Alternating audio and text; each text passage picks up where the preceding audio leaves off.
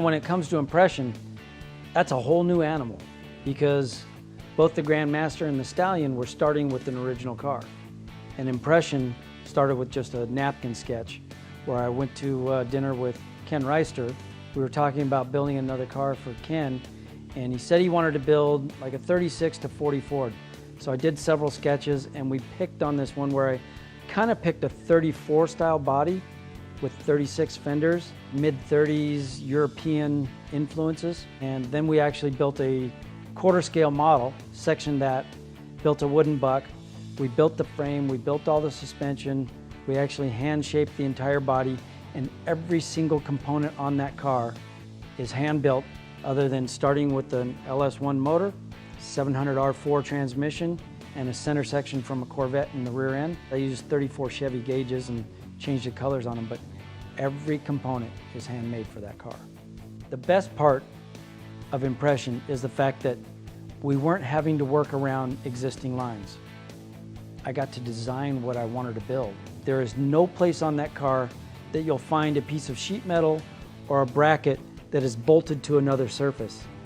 If there was something that needed to be bolted to a surface, that surface was sunken and that piece was bolted in radius to fit, and every single line on that car, inside, outside, underside, everywhere, is treated like a door gap on a car. There is nothing that isn't flush with just a line through it. I chose a color that was very muted. I did not want the color to be the statement of the car. I wanted the car to be the statement.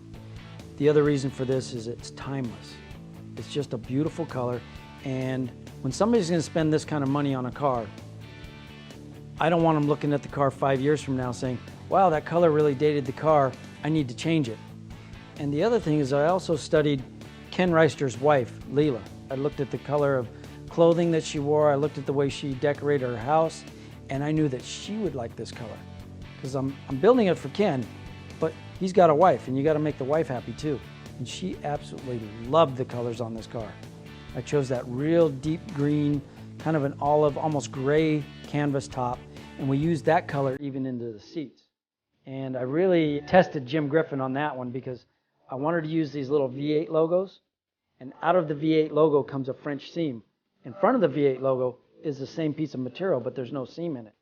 And when I asked him if he could bring a French seam out of a piece of material, starting from a logo, he says, well, I've never seen that done, because usually you're cutting the material, sewing it together, and then stitching on both sides of it. This is something where we had to cut the material, cut a V out of it, be able to wrap it, then sew it together, put the V8 logo and stitch around it. And it was a real test, but we were able to do it. And there's 7 pieces of that example through the car.